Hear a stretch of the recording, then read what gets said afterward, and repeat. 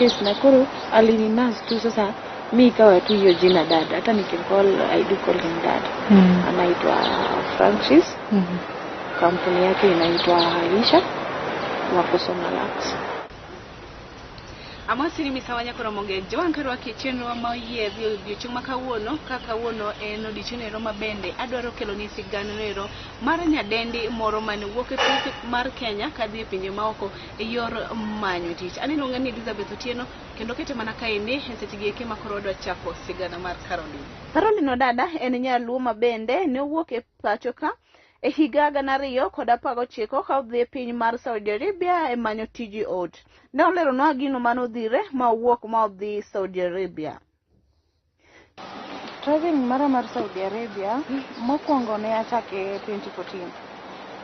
2014 ne antiere gi big breakup.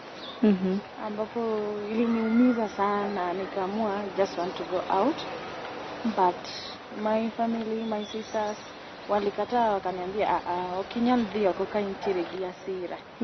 Bed piny mondi review. Kata ukiangalia hapo kwa passport yangu nilichukua 2014. But aduga tiyo kwa 2019. I take a duration of I think 4 years ndio nikasafiri. Nen gima nasebedo kadwaro nikech awinja ni jidhi oko. Kuran be nado na tem monda wuga ne oko nione challenges man kuno, ber man kuno.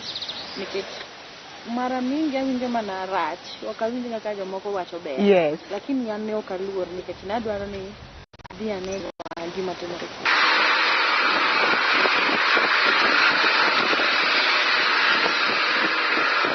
Nyinga Caroline Odada. An nyar ahero nyando. An nyar jaduong' the late Vincent Odada Lwendo kod mama Sofia. Dalawa en Kimera Boot School Kogwedhi. Kimera Boot School Kogwedhi. Kare ni nyaro nagi mong'e thurgi. Thoth ji okiaga thuchegi kosewuok e piny Kenya kodhi pinjege eko maoko. Koro Caroline, ng'iso ni Odada ni en jaodi koso babau? Odada en babawa. En babau. To ng'isa ne stochi aretin ni makoro ni ichopo kamoro kanyo endo makoro ni wacho ni iwuok e piny Kenya idhi e pinje maoko mag manyo. Kamano mokongo ade manyiri ok wacho ga ikwasi ndio? Ok wachga. Lakini nya wacho.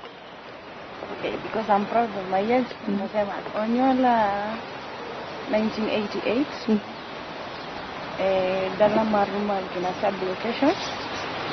And the first girl family mar nyithinda 11. Nanyola kenda dongo e dala. Somo Kogwedhi primary. Kasto adhi Sigand secondary school. Kowuok kanyo nadhi e chako ohala e dala mar Mombasa Likondo. Ema bede nyaka 2014. Koro from 2014 aduga bedo dala matin. Ndio nikarudi kukaa Nairobi kidogo. Abet Nairobi nyaka 2019 eka na paro mar wuok oko mondo dhi Saudi Arabia. To en ng'ano mane omi paro mar dhi Saudi Arabia kochocho ne koso ni dhi kod jogo eko milongo ni agents? Saudi Arabia paro mano biro koda ne according to challenges mana face as a mother. Kasto nadhi through agent but nabedo directed gi osiepna. Iwacho ni eti you are a mother. Kakiromo ni endi in a mother of in gi nyithindo adi? Okay. I'm a mother of 3. My son is now doing KCSE, 17-year-old. Second one, the new syllabus, CBC, Felix, busy school, I'm staying with my mom. Third one, Marvel, I'm associate, class 3. She is also staying with my mom. Wow. Nyaka joang iwinjo sigande Caroline Odada ochako ni kanyo igano eno mano nyuole to kinene to okochali ngat jalneno mano nyuole igano ero mowachi nyalo weno riambo to en thoth ni nyiri wawacho ga ni eti 16 kanyo kwa kalga Itakia gimomiyo ikalo 16 mi wacho wang' jowi ni onyuoliga makamano.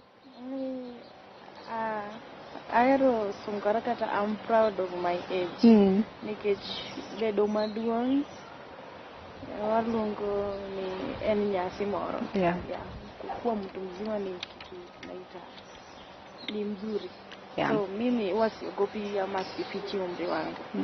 Tego koma ni iwuok e piny Kenya, idhi e paw ndege, idho ndege, in gima ne nitiere pachi en mana dhi wuok oko mondo ing'e irom kod ing'e ka be nitiere ber moro yo piny Saudi Arabia, ok ng'eyo neno rach moko ma isiko kiwinjo. To ni mare kinde duto kwa neno ga wang' jowi kata wawinjo nyakalondo wawinjo ga ni it's either ng'ato jo Kenya otho wito ngimagi kokalo kuom tuoche mopogore opogore kata kwany ngimana ka giwito ngimagi. Koro in gima kamano ne nokomi luoro?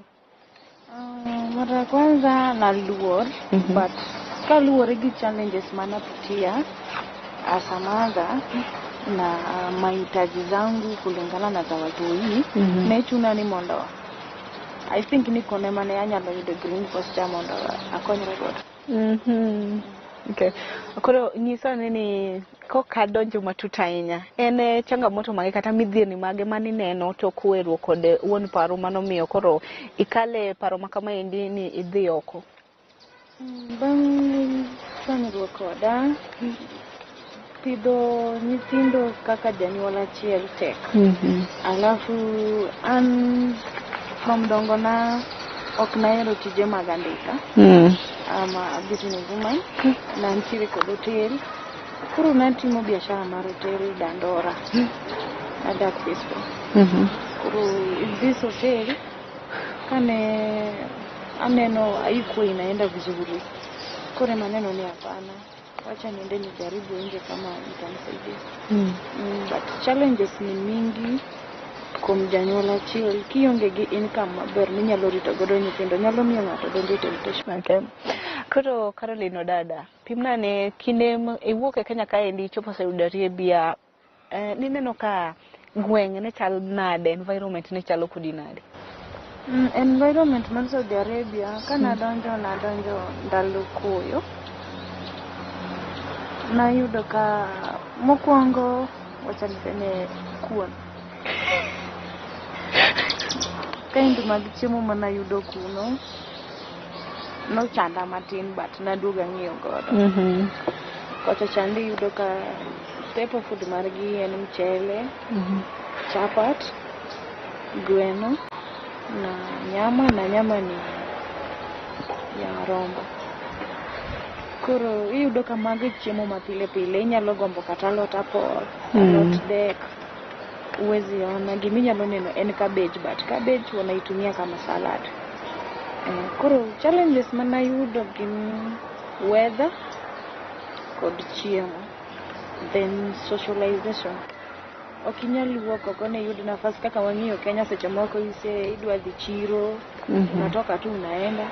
Kocha chande ni kama locked. Okinyal wuotha heli. Itone kata chieng' okinyaloyo? Kata chieng' kidwaro chieng' maybe upande juu kabisa, upstairs, pate jua, but most of the time onge buok, yani wuotha cha hakuna. Okay, kokalo kuom onge mar wuoth, onge kuon, idhi inyaluo mong'iyo kod kuon gapoth. Kasi chopo kuja chonde tichako yudo mchele tinyakano. To mchele ni pile. Yes, koro seche ma intiere Saudi Arabia, iwinjo ga weche moko ni samoro ng'ato nu travel godo, wa kode Kenya, odhi Saudi Arabia, utiyo kode samoro area achiel. To iwinjo ni owito ngimane kata iwinjo ni ati isande kode jalero mondo iket tich. Weche makamago ikawo ga nade? Weche makamago kuoma, according to my experience, awacho ni gin normal. Nikech sandruok ni kamoro amora.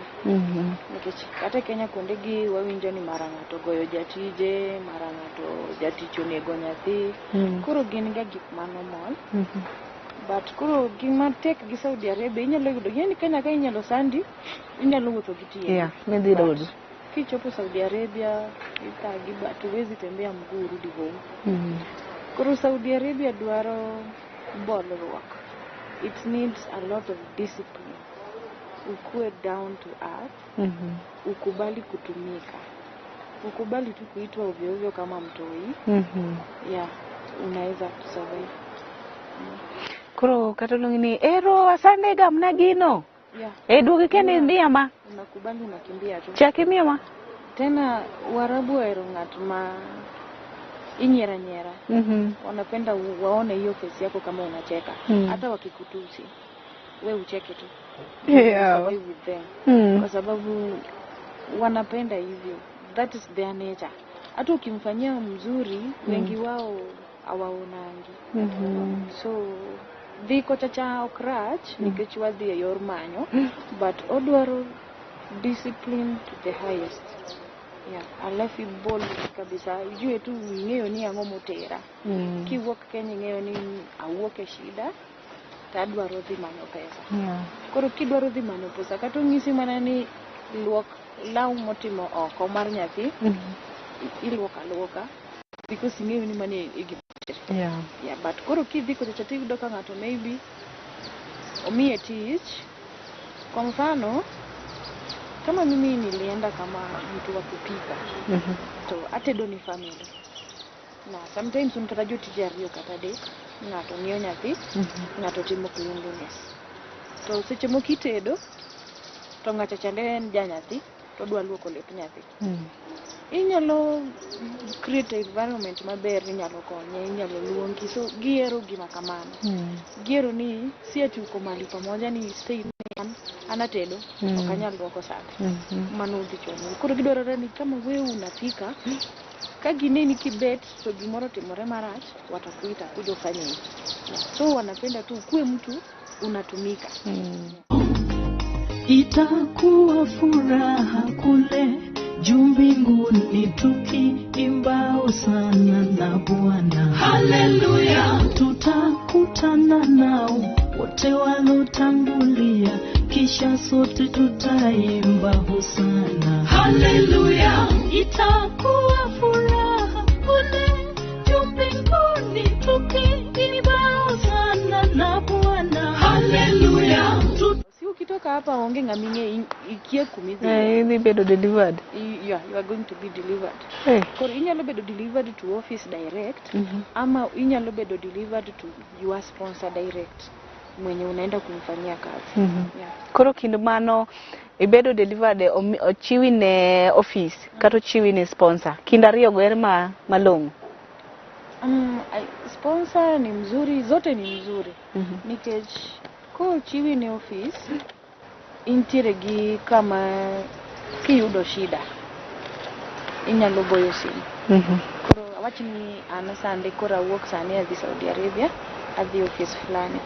In case office otera ne sponsor ayudo ka sponsor tuelewani ama omiya tich mang'eny okanindi okanyal chiemo. At least ka intiere gi office e Saudi Arabia unaweza piga simu ingizo office ni mimi hapa kwa hii nyumba sikuli, mimi kwa hii nyumba silali. Koro at least inigi kama inyalo mako godo lweti. Okay. To thothi inyiri mang'eny mantiere Saudi Arabia ywakni bosses gi chandogi kabisa. Mariyo ni boss nani otimore na nogoya, boss nani oketho raticha, boss na adwa ni mondo atim gik moko mabende ok odwar. In gik makamano ne pok ineno ka boss ni notimoni?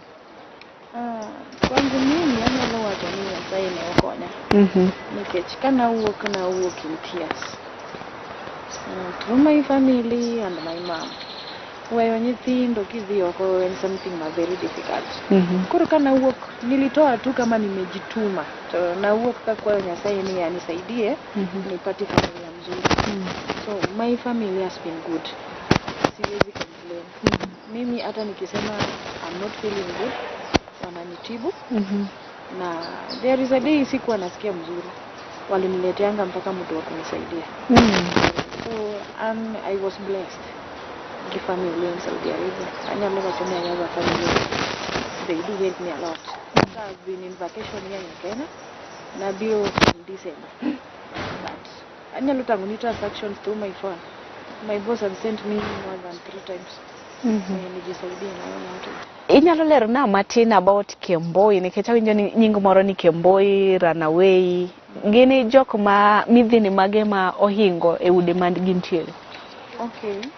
The word runaway kata Kemboi en word mitiyo godo kuom ng'at mano dhi e contract. Ingeni kwa wuok Kenya ka to wuok kwa sign contract.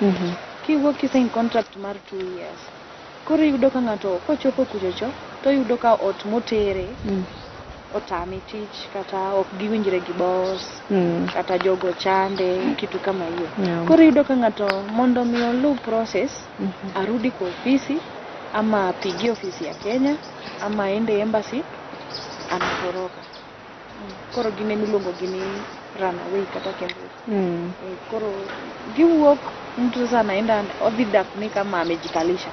Koro dak oko mar dongo giwacho ni kibedo ka in Kemboi to iketo pesa mang'eny kabisa nikech koro ing'eni in free nyalo tiyo ne ng'ata ng'ata. Gitiyo gi wuono batata nikech Mwarabu ni yule. Mwarabu mano sandi niwuok e odeni bado kuna wengi hapo nje watakusando. Ingeni seche mo sandi mane ine odeni osandi ka in gi office minyalo gone simu. To koro seche ma Kemboi wuok en Kemboi kende tuseme tu is just me dada gi boss na. Koro yudo ka wengi wao pia wanapitia challenges. Isando gigimbe wanakosa hata kulipwa. Yudo ka ng'ato odhi otiyo ni ng'ato kata for 1 month anakosa kulipwa oko bidhi donjo nikech en kuchocho illegally. Saudi Arabia uko yie ni mondo gidag kendgi oko kanyo. Koro kodak kende en gi makosa. Koro kiyudo ka moko tiyo ne ji moko wanakosa kulipwa moko wanalipwa but they earn nikech gin gitije mang'eny. Moko koro dhi kocha gitimo suko gisuko ne ji. Moko dhi kocha chande giwuotho door to door wanajiita cleaners. Gitimo cleaning door to door. Moko bende tiyo kwa masaa. Unasikia wanaandika sisi tunafanya kwa masaa. Mtu anatoka kwa nyumba saa 2 saa 10 asharudi. So yeye anaingiza yake daily. Awangoji end month kama sisi.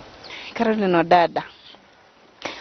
Nyisa ni osiepe kindi kod agents gi kama itiye chalo nade? Kaka nasengisi motelo ni an kana wuok Nyasaye notelo kata agent mara we are friends. An pok nagone agent mara simu ni athagore. Kata kana duogo Kenya chieng' manaduogo na nyise ni hello dad. I usually call him dad nikech kaluwore gi kaka nokawa nona nomiya counseling nikech nanyisi ni kana adwa travel kantiere gi more heartbreaks. But alinichukua kaniambia bado hapana, just relax kwanza. Ndio utasafiri baadaye nikech my sister nonyise case mara.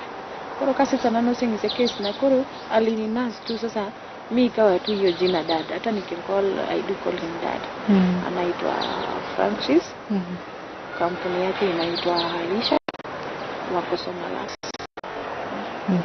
Manyiso ni osiepe kindi kod agent ni endi no kabisa kendo osiepe kindi kod joko mitiyo negi elongo kabisa. To dingisa ni en midhiero mane ma ine kaka Caroline to ni mare gigo eko mabecho nitiere kod kasoro magegi. En midhiero mane ma ineno gande kinde go eko ma intiere e tiji? Kinde ma intiere e tiji ing'eyo Mwarabu kiseng'iyo kode. So anaona most of them hiyo ni kawaida yao. Kwanza Mwarabu wang'eyo ni this black ngozi aigonjekangi. Kitambo pien bas mane kama Mwarabu bro ng'eni tu. Kata wi bari dire ni mam I'm sick. Ruhi Panadol. Koro gin yadhgi Panadol. Kitambo muone Mwarabu amekutoa moteri hospitali uko na bahati. Mwarabu kata tindi mara ng'adori kamoro neno chwere mochwer anakupea Panadol. Hata ukivunjika anakupea Panadol. So unless yude jok maber kabisa ndio wataamua wakupeleke usi. Lakini challenges zenye ziko Saudi Arabia mingi sana ni hiyo medication. Sio mimi peke yangu but I think kwa wasichana wote kwa sababu tuko na groups mingi mwaro meginyiri wanyalogo embaka ngato nyisi challenges moyudo iwinjo ka ngato ywago kata ni mimi tumbo inaniuma to no miya mana panadol wanyalo mi panadol ama ungisi ni mondo ichwak pi mondo itimogi. To kawai bidhie ni gweko gin ber mane ma ineno seche ma intiere oko kacha chande manyo e yor manyo? Okay, Saudi Arabia no kanyal wacho ni en piny marach. Nikech kiwuok kapo ni intiere i contract, kitiya ni tiyo to pesa ni cha en salary mari, inyalo tiyo kode kata mana credit peke yake. Ukipata familia mzuri bro mi wifi. Ka family mari dala ni wifi, you will call your family, friends, watoto through wifi. Hautatumia credit. Kiudo family maber imi chiemo for free, accommodation for free, alafu transport bende for free nikech most we work indoors. Kids diti yone family in money family na. Kuro seche magidwa wuok kata ka gidhi kodi kamoro kata ka nyamin gi because gihero occasions. Yudo ka giherore sana gilemre. Kuro you don't use that transport fee. Kipimo ngima mantiere Kenya kaendi to ni mane onyuoli Kenya, idak Kenya, mitieko higni go teko ka iwuok idhi e piny noero mar Saudi Arabia. Kipimo piny ngima mantiere Kenya kaendi kod ngima mantiere Saudi Arabia, ineno ka gichalo nade? Ing'eyo ni seche mantiere Kenya natumia mfuko yangu. Koro anyalo wacho ni gisani uchumi umepanda. Alafu pesa ya Kenya ni kama hata ukichukua 1000 change tu hivi inaisha tu.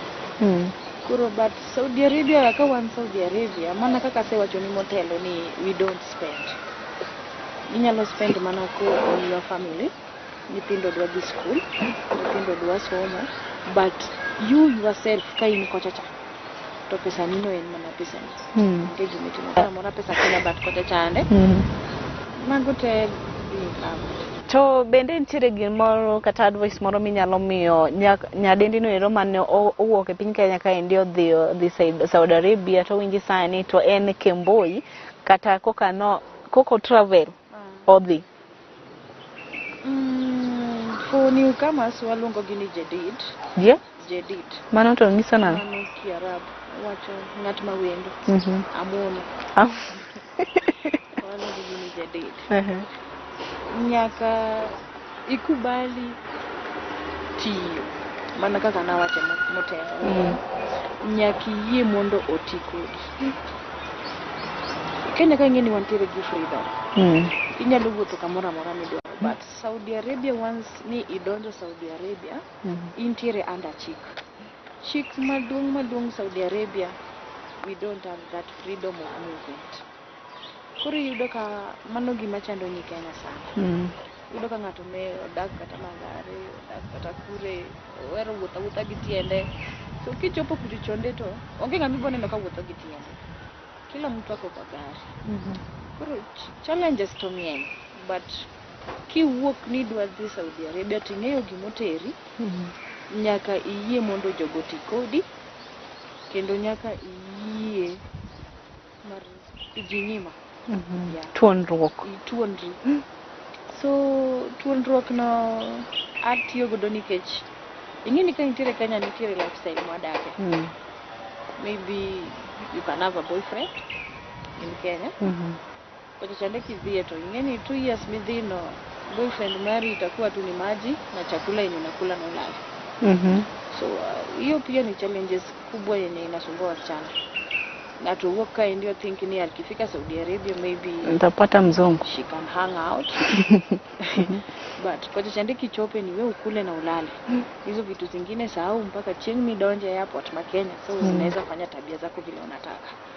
Warabu nyithindgi machuo they value very much. Kwa chande pod nitiere gimoro ni virgin. mar nyithindo machuo. Koro kiyudo ot ma nyithindo machuo nitiere, don't be close gi nyithi Mwarabu madichuo. Mwarabu nyalo negi. Kabisa. Afadhali bed close gi nyithi Mwarabu manyako.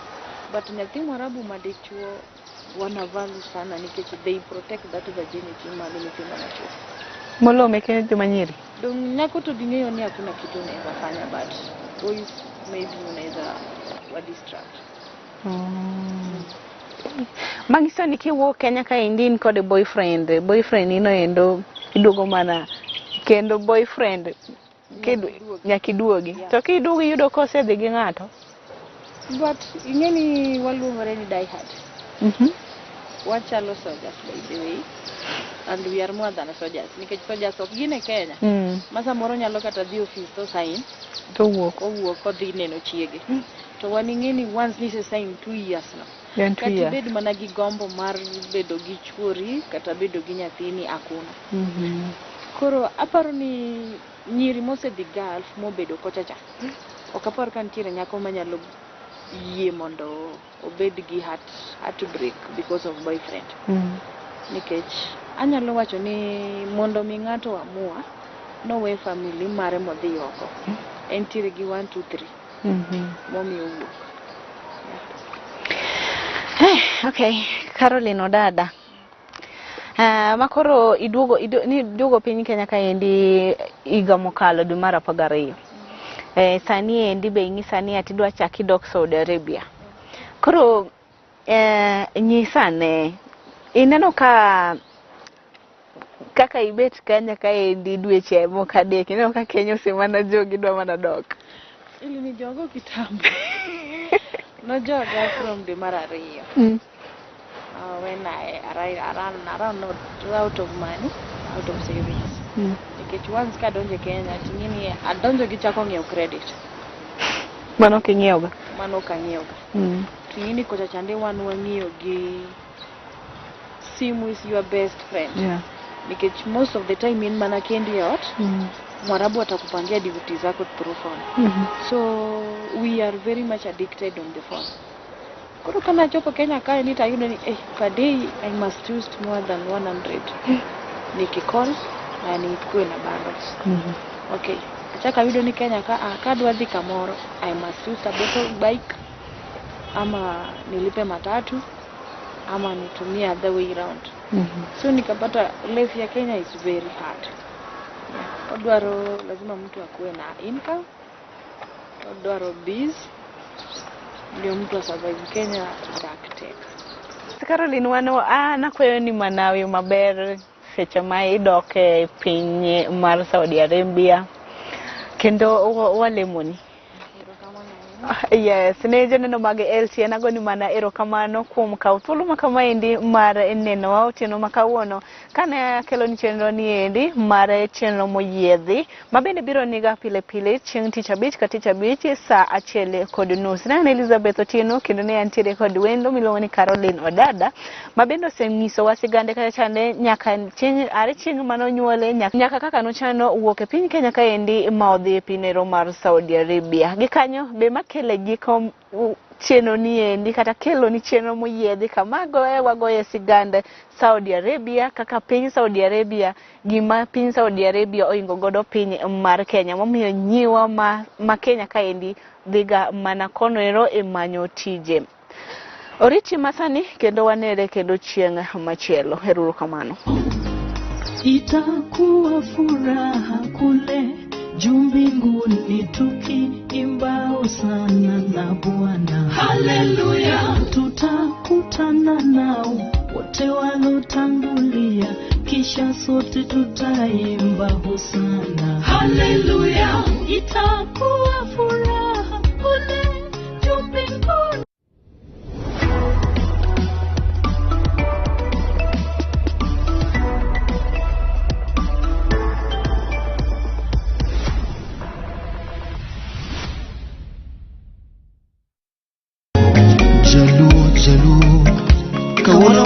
Pakogore mamoro waga onagio chamo lucha mamoro waga to kata nyine ochudo chunya to nie gari ja kena jaka bondo kumalo kukolonyo kodi tereta wada ber majaka bondo misambi wantie dala kabisa ile ngoni Lolwe TV ginien girwa ginien marwa kikigol kanyo winji puonj maber ko kamano to dongero tumenyo yo wacha mongi magada yoka osipo tumenyo yo wacha mongi magada.